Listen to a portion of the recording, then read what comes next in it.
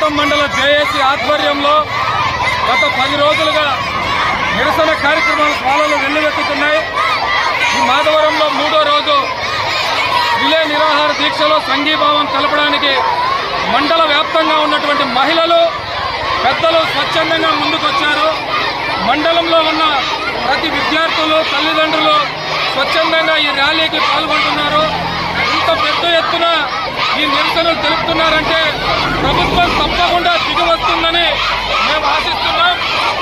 19, 20వ తారీఖులో కూడా రాష్ట్ర ముఖ్యమంత్రి వర్యులు శ్రీ నారా చంద్రబాబు నాయుడు కూడా మా జేఏసీని పిలవడం జరిగింది.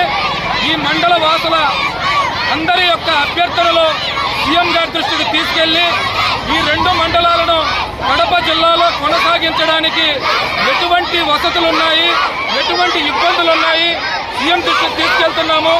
ఇంత పెద్ద ఎత్తున ఈ 2 మండలాలలో ప్రజలు రోడ్లపైకి వస్తున్నారంటే స్వచ్ఛందంగా కడప జిల్లాలో కొనసాగించడానికి వారి మద్దతు సంపూర్ణంగా ఉంది కాబట్టి తెలియజేస్తున్నాం.